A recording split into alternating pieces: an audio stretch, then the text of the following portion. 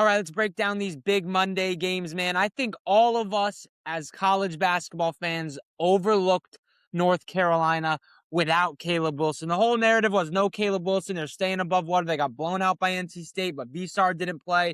They had a good win over the weekend.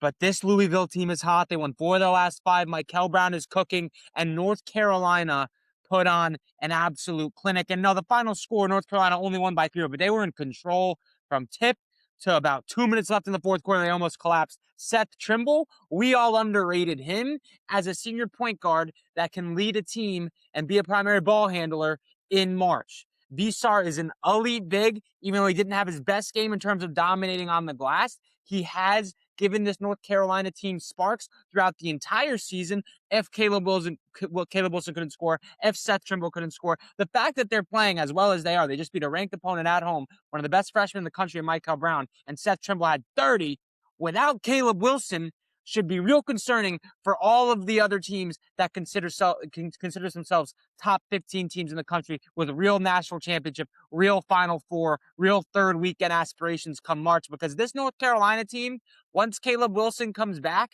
is going to be a real problem because they were playing good with Caleb Wilson. They came back against Virginia, who has put together a really good program, really good season over there in Virginia with Caleb Wilson in the second half. And now that he's been hurt, all of these players just have had more time to get more comfortable. And Hubert Davis has done a fantastic job monitoring this Caleb Wilson injury. What a win for the Tar Heels. Everybody completely overlooked the rest of the talent on this roster, and they have plenty of it. They're a real problem once March comes rolling around. But let's talk about the main story from Big Monday, and that is the Kansas Jayhawks getting their swagger back here a little bit, ladies and gentlemen.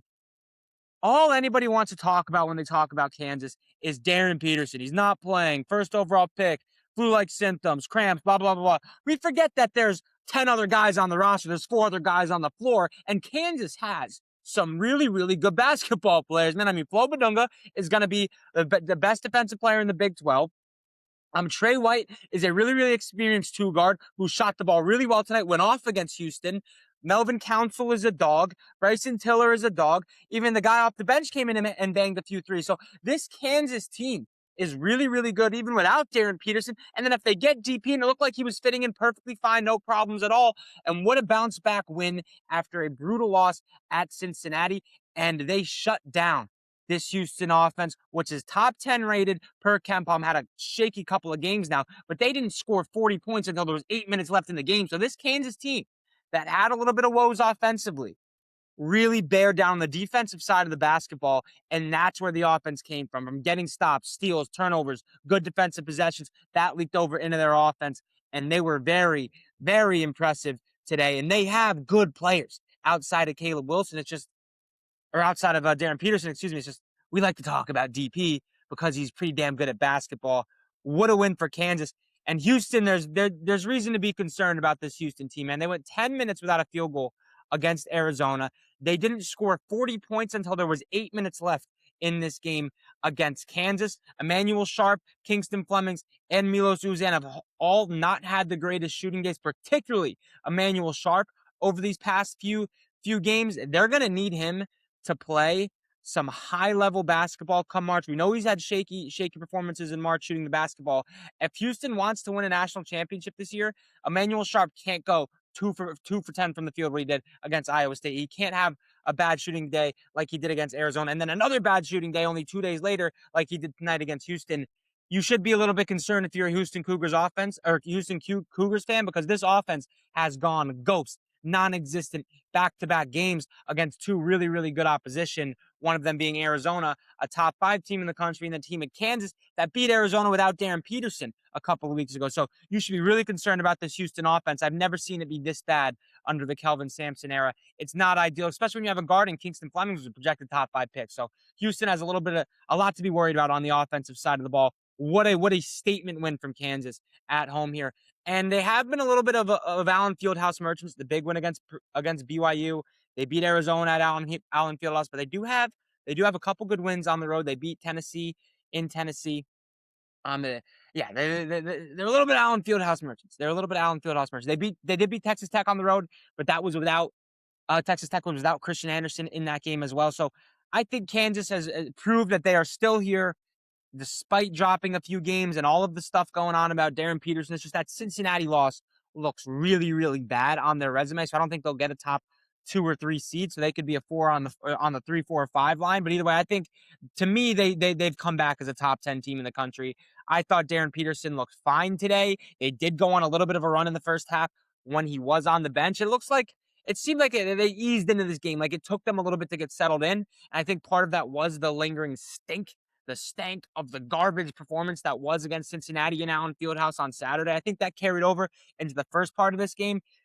DP did go to the bench. Then they went on a little bit of a run. Then they got it close, and then they went on like an 11-0 run. DP got that midi or the floater at the end of the first half, and it was really cake from there. They were in control of the basketball game the whole way. Trey White with an electric performance. Melvin Council, Flo Badunga, solid performances as well. And then even Darren Peterson down the stretch hit a few. It looked like Houston was creeping in a little bit. Darren Peterson hit a 3. What's the other guy on the bench? Is it Blackwell? Is that his name? Let me get the box score in front of me. Hold on.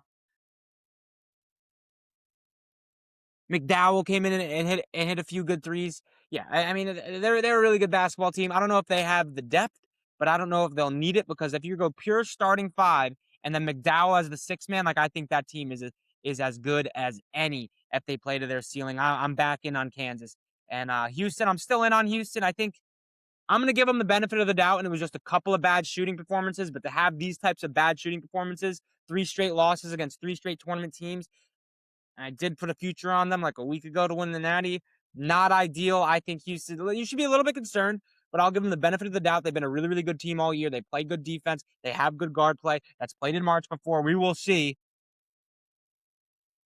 Not good though. Not good. What was Emmanuel Sharp was 1 for 10 from the field. Uzan was 3 for 7. They were 21% from 3. That's just not going to get it done. And what was Sharp against Arizona? I think Sharp's had a couple of 3 straight really, really bad games here. Let me get his game log in front of me. And they need him, bro. He's the sharp shooter. They need the sharpshooter to be hitting shots, man. They really do. So in his last 3 games, he's 1 for 10, 2 for 11, 4 for 11. That is not good, man. That is not good.